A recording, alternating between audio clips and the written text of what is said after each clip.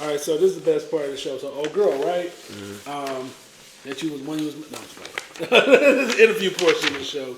So, talk a little bit about psychological framework. You about to get me caught. You gonna try to jump right back into that? Keep this part of there too. My face went blank. I don't know nothing. I was looking at your social media. I was looking at your Instagram, and I saw that you describe yourself as a psychological framework developer. Now, can you explain exactly what that means and how you came to build your framework that got people mentally, emotionally, and spiritually? So when I put that on there, here's the thing. And because I'm still going through trademarking, I got to talk about it. But I can't talk about it. Okay, right.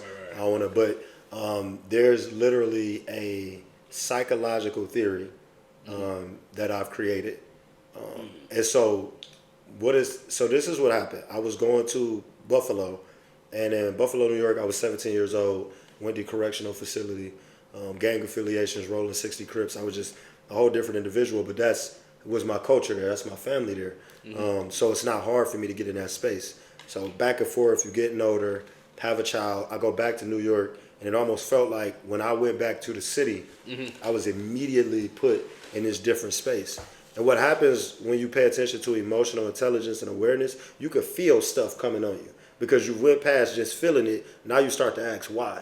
So now I'm in these situations, and it was a mental, it was an emotional, even sometimes spiritual and financial, the way I thought. I found myself thinking on these spaces. And I was like, hey, man, what is that? So I started to do different research and learn about different theories. And I found a lot of stuff that got close to it, but didn't really encompass it. And so I really wish I could give, because when I talk about it, it's one of those things where when I give people the information and they learn the name, they're like, oh, man, that's what that is. And so what I found is this is a sensation that everybody has felt. Everybody's going through this thing where it's like you go into this environment. And what I found is I was trying to prove I wasn't what this environment remembered me to be. Okay. So even the way that I navigated the streets, the way I talk to people, I found, and when you do stuff like that, you're not being you. You're not being you anymore because you're trying to convince somebody that you're not the last version of you that was left there. Yeah. So it's this weird space where I was me and then I was another version of me still trying to be, and I was going through all of this and I felt the weight of it. So one day I came back and I sat down and I talked to some people that helped develop these frameworks and put this stuff together. And the plan is, once we go through trademarking, to utilize workshops, keynotes that provide this outlook to the individual. And a close one to it is kind of like survivor's remorse. You make it through something, and then you start feeling bad that you made it through it. And so the nuance with that is like people that get rich and they want to bring all their friends with, like MC Hammer did. So like, why are you doing that? Yeah, he went broke. You know what I'm saying? Like, this is the thing. And my thing is, all of that stuff, whether we talking about, marriage or wealth, there's responsibilities associated to that. So even, like I tell people, you could have a desire to be a husband or a wife, but that don't mean you should be. Yeah. Like, I look at certain stuff like there's positions. So even with this, it's one of those, that framework, I feel like it will really change lives. What we're working on right now is essentially, if you could imagine getting in one of Cleveland State's classrooms and really taking the time to introduce this theory to the public. But it's such a nuanced and beautiful thing that, one of the first things that they advise me is you need to make sure that you got everything yours. Don't just put that out there because somebody, and that's what I've learned about business. People take. Yeah, they take quickly. You just said nuance, and I was just about to say that word. I was just about to say. Yeah. No, man, people take, and so that's weird for me because everything I do on the business side, I'm passionate about. Like, I just had people that was like, yeah, it's dope that you're passionate, but you need to try to make some money. Right. Yeah. And so they sat me down and started teaching me. So I had enough people even trying to take LIONH3ARTED on the trademarking level early. Yeah. So it was kind of like, so. That's the psychological framework. People got to stay tuned for that. Okay. Yeah. So speaking of LIONH3ARTED, what does it stand for? Who is it for? And what sparked the creation of that mindset? Okay, so LIONH3ARTED, that's the name of my LLC. Okay. And LIONH3ARTED focuses on social, emotional regulation and resiliency building in youth, adults, communities, and business professionals. Okay. So, where it came from, I was going through a divorce. custody. My father was sick. Everything was going wrong in life at that time. At least that's how I felt. And I was like, I'm going to start this business. I'm going to do these amazing things. And I couldn't just pick a name. You know, I felt like it was supposed to be something powerful in the name. And I was like, man, I ain't going to pick it. I had the whole, we're going to talk about this. We're going to do this. And one day I was just sitting on the couch in my living room, and I, kid you not, I heard Lionhearted. I just heard it. And I talk to people, I don't want to, I don't know how deep y'all want to go, but I hear Lionhearted in my head. And I'm like, okay, so that's the name. Mm-hmm. And then I wouldn't execute it in that. And like I tell people, yes, it's a business and a brand now that gets recognized in different spaces. And I guess that's the thing that you work towards. Anytime you have business, you want people to recognize, you want people to recognize what you guys are doing here, even before you come in the room. You want that brand recognition. For me, I never really got to that point. Mm-hmm. It was always like, this is just what I feel like I'm supposed to be doing. But I tell people, I had to earn my name in doing business. And that's why I treat my business different. I had to become Lionhearted. And then once I did that and I settled internally, everything started picking up with the business and the brand. So I believe wholeheartedly that where I'm at now and how I'm walking is the thing that gave credence for the business to be what it is and to have the impact that it has. So that's what, like, being Lionhearted is about being brave and courageous in the face of adversity. And that adversity is whatever's occurring in your life. Okay. It's not somebody telling you what to do. Okay. You said credence. See, you say these words, man. I'm a word person. I love words. I read books. I read a lot of books. So okay, I gotta get y'all some copies of some of the stuff that I got out too. Okay. Yeah. So OEA Awards coming up. I know you're already a winner before. You know what I'm saying? So you got nominated for OEA Business Award. Business Man of the Year. Yeah. What do that mean? I know you're not new to it. So, but what does this mean to you? Ohio actually noticing you. You know what? I mean, first, shout out to the OEA. Shout out OEA. There's absolutely no way that's not a big deal. It's good to get the acknowledgement. It's good to hear people like, hey, but like I said, man, every business that I've been blessed to see them turn a profit and turn into something. But everything I do, man, I do it from such a genuine place that it's like, all that was to me, I win. Hey, man, this is incredible. But I get to go network. I get to talk to people about what it is that I'm doing and what I'm trying to build. Yeah. And it's like, okay, kind of like commercial break. Mm-hmm. When I was getting ready to start Lionhearted, like I said, I was going through the divorce. Mm-hmm. And in that courtroom, I watched my ex-wife's lawyer go through everything that I had already put out before it made money, right? So, he got a business. Send us the stuff for that. I'm like, I got a business, but I ain't did nothing with it. You got to send the records over. All right, fine, send them over. He wrote books too. Send the stuff over for the books, fine. He got different bank accounts, send the stuff over. Mm-hmm. And Lionhearted was literally under attack before it did anything. Yeah. So, for me, having the opportunity to have anybody say, okay, man, this is a substantial thing, and the way that you've been moving is something to where we want to give you acknowledgement for it. It's dope, but like I said, I had to earn the name. Yeah. I had to, I watched this thing that I felt like I was supposed to do, but wasn't really sure of what it was going to do, go under attack before it did anything. Yeah. So for me, it's like, nah, man, it's a wonderful thing. It's a blessing. It's a beautiful experience. But I've never done anything for, I don't need you to tell me good job. I'm busy before we get there, and I'm gonna be busy when we leave there.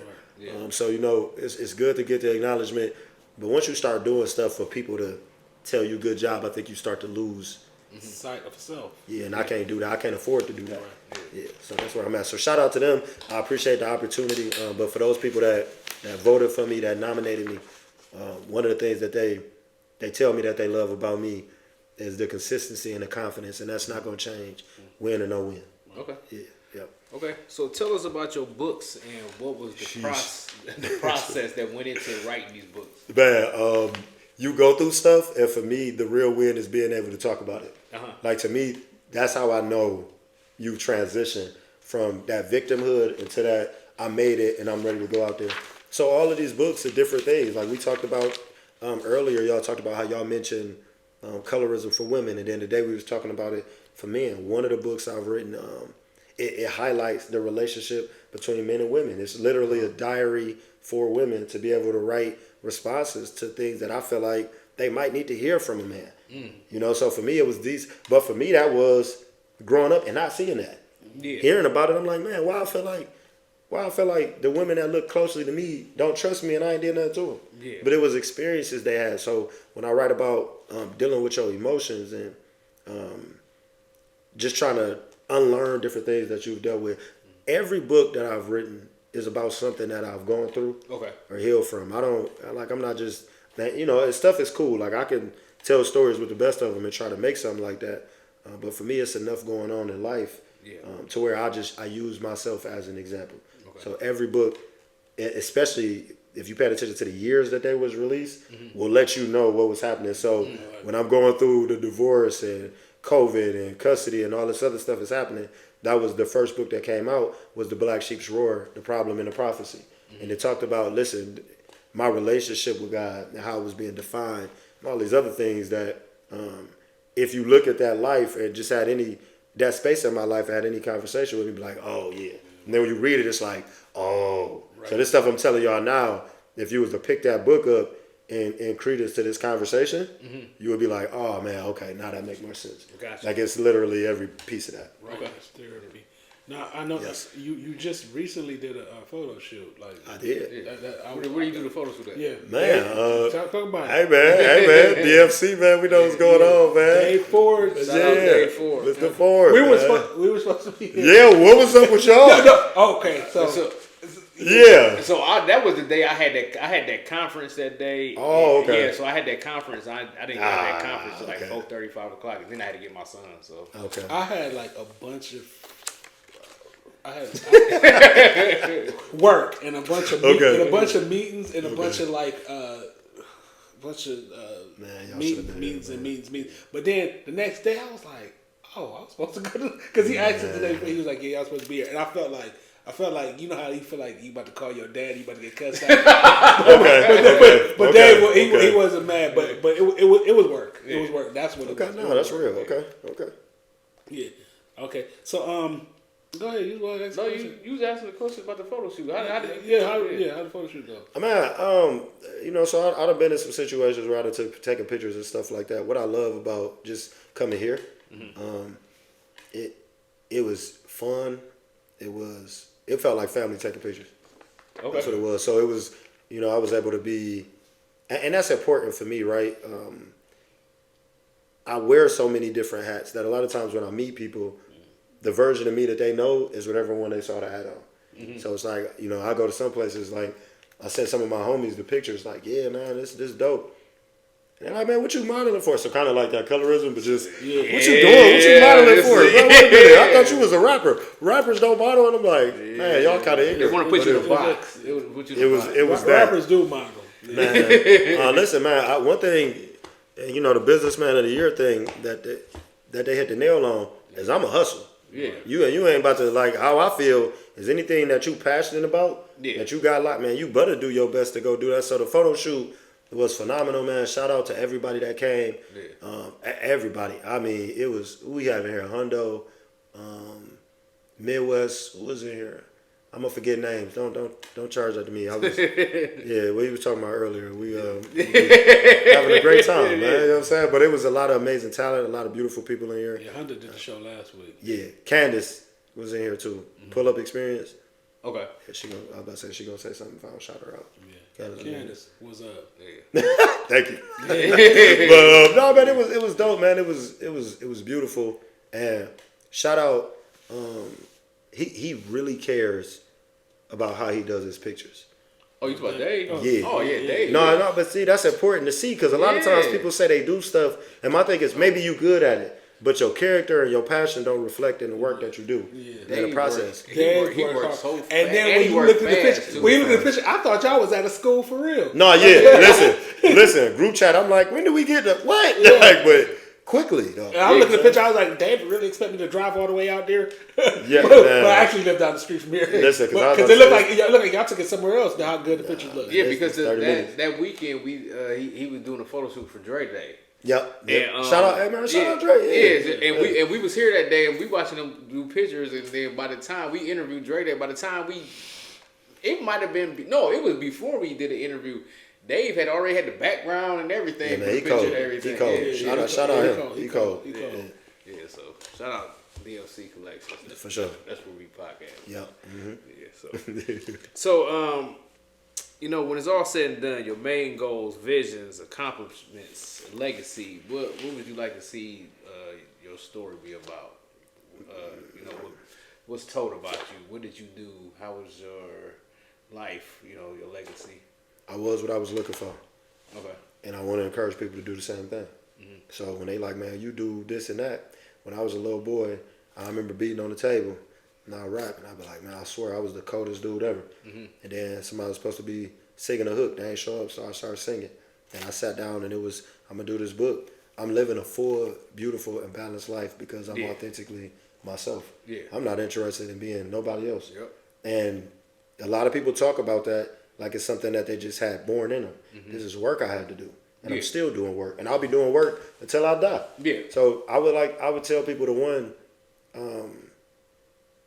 be who you looking for. Mm-hmm. Professionally, romantically, whatever just meeting people. Yeah. If you want to be around honest people, make sure you're an honest person. Oh. If you want to be better, make sure you commit daily to being better. So what people are seeing, and that's the wild part to me, I had my old social media page, right? Uh-huh.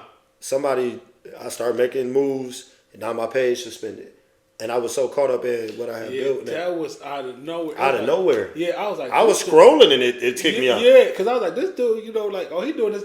He got kicked. You kicked you out. Yeah, dude, because we was friends on your first page, and then he came back, and I was like, what? Going out of nowhere. Then listen, but check this out. We still friends on Facebook. Check this out. Even the way they brought me back, and that's on the new page because I had all my stuff synced. Mm-hmm. So I lost all 5 of my Instagram business pages. I had 2 Facebooks. Everything was gone because everything was connected. I don't post anything that should be getting reported. So this ain't no situation like that. This is literally like people do weird stuff. I was talking to Walt, and he was talking about how that happened to him when he was doing some stuff with ghetto therapy. It wasn't because of it ain't because your content should be getting you flagged for anything. It just flagged. So they take this stuff down, but even that. So what was significant about that is this unhealthy attachment to what you think that stuff is for your brand. Mm-hmm. Because the next 3 contracts that I landed was without social media. Mm-hmm. And then I was like, oh, wait a minute. Why are you taking this so personal? Because I was mad because I don't just, like, I'm advertising. I'm paying for that as well. Yeah. So when you suspend my stuff, I got a real problem with this because I'm looking at how much money I spent this month for stuff to reach certain people. And now I was just completely locked out. But even getting a new page had so many, because of the other one and how I branded it, is you trying to take something from this page. So they was flagging everything back to back. It was like, and again, this is Lionhearted Under Attack 2.0. That's what this feels like to me because like, I ain't even doing that. I can't even use my stuff because they still got it going through whatever. But just to throw numbers out there, like you get last page, you cracking 2,500, you moving up and people starting to know you. This one I might have like 150 doing the same amount of views and engagement as before. So sometimes I feel like when stuff happens, it's supposed to. You got 150 and I just went past 20,000 views on that. I'm not even using that like that.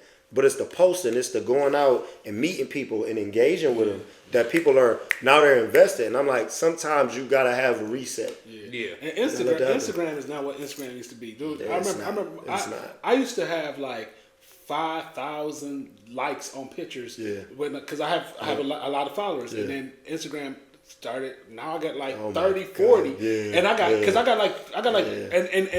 I hit them up like, what happened?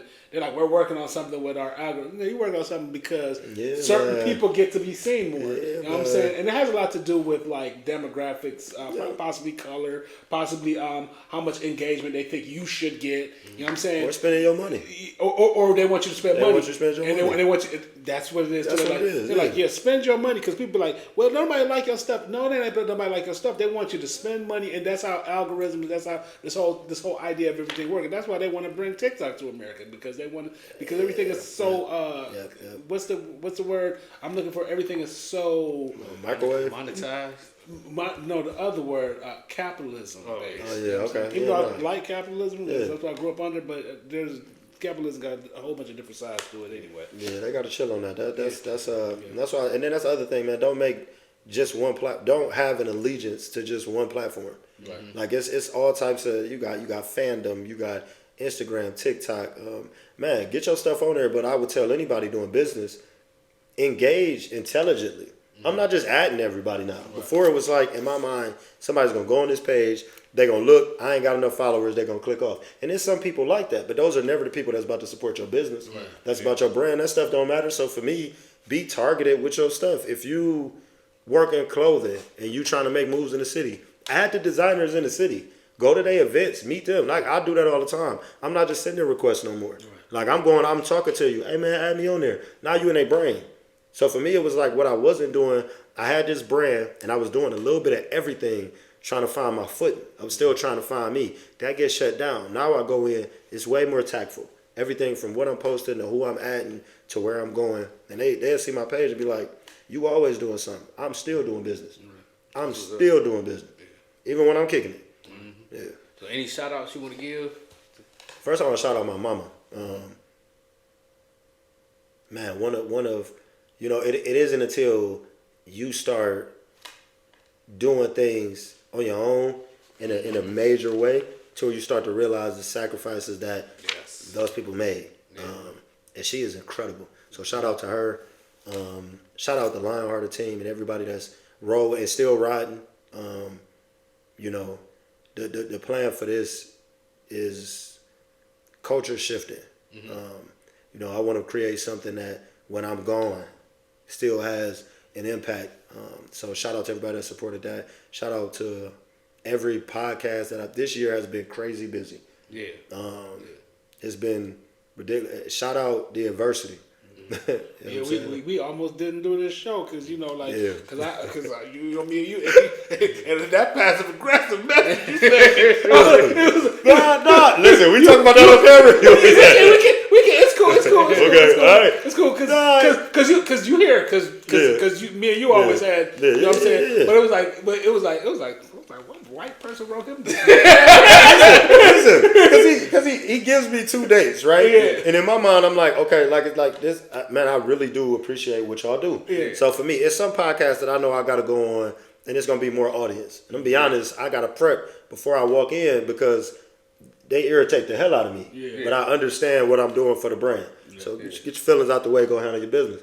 But this is actually when I enjoy it. So he gives me 2 dates. Yeah. So what I do now is I go into my calendar to try to make sure I can be there on these dates. Because even now, I just left the early learning center to shoot over here. Yeah. So it's like, okay, I got to make sure it fit. And then when I hit him up, he like, oh yeah, we got somebody for that day. I'm like, bro, what? Yeah, we had went to an event. And he was telling, all of it makes sense. Yeah. But in my mind, I'm like, listen, if it was, what did I say? What I say? I said, but we got to get him on the show though. I was like, he cool. I ain't trying to burn no bridges. Listen, and this is how it happened because we went to the event. Like every time we go to the event, like even though we podcast, we don't tell people we podcast. We just go and support who's ever. You know what I'm saying? Dope. We don't be on that like we're a podcast. So we went to. I always mess up her name, but Ann, shout out Ann. Yeah, she did the show. Yeah, she did the show. And while she was doing her live performance, she shouted us out. She was like, "Oh, the #1 podcast in Cleveland or whatever." So after the show, people was coming up to us like, "Hey, you know, can we get on the show? Can we get on the show?" Yeah. So it was like people coming up like, "Hey, can I get on the show?" When he explained it wasn't. But you know, for me, it in my mind, it was like. That's what I was thinking about. Yeah. So it wasn't even about. It was just like, hey man, listen. I know, man. I'm like, listen, man, come on, bro. I gotta listen because I gotta make. I'm be honest with you. It was some people wanted me to come on those days. Yeah. And I was like, yeah, no, I ain't coming. Right. So that ain't about us having no conversation. Yeah. But for me, it's like, you know, if I can be somewhere where we can have real conversation, but you can also talk about your brand and it be authentic. Right. Yeah. I'm gonna prioritize that. So that's all it was. I'm like, man, I done what the like messing with my money. I will say that was my bad. Hey, listen, I am the king of living in that moment at the event. Because when I went and looked back at the message, it was like, I did tell, and I was like, but I gave him I gave him a couple of hours. Yeah. So I looked back, and I was like, oh, it was my bad. We got to get him on the show now. Nah, hey, man, listen, and never stop doing that, because I think that is the spice of whatever it is that you create. Because podcasting, that's still creation. Yeah. That's still art. That's still energy. So for me, it's like, no, I get it. Y'all somewhere. Yeah. It's a vibe. It's a moment. You gotta do your thing. So it was just kind of one of those that I'm like, how do I professionally say to my brother, hey man, don't be scheduling stuff, and then if it's an option for somebody else to get it, don't even throw me them dates out. Just throw me the one that's gonna make sense. Even if for me we gotta. Sometimes it works out better if it's 3-4 weeks in advance, because now I can tell people no. But like I said, man, the thing now, and that's why this is so important to me, right? Mm-hmm. Because a lot of people now, because they're recognizing me and my brand, oh man, yeah, just come sit over here.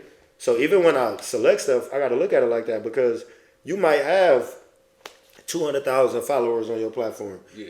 But y'all don't talk about nothing important. Right. And I ain't saying every conversation got to be deep, because I'm going to kick it. Right. If you scrolling through my page, I'm having fun. Yeah. I'm not there just pretending in a suit. I'm enjoying myself. But it was like, so for me, that was one of those things where it was like last minute or not. This is where I want to be, and this is something I want to be a part of. Man, y'all just gonna get better. And man, we appreciate that, man. That makes us feel good. Man, y'all fire, man. I'm a fan. He don't be wanting to talk about nothing deep, and I'm like, let's talk about it. But we about to have the part where we not talk about nothing deep. But it happened to be deep though. Dang, I ain't want it to be deep. But the entertainment portion is coming up next. Mm-hmm. I'll let y'all in a second.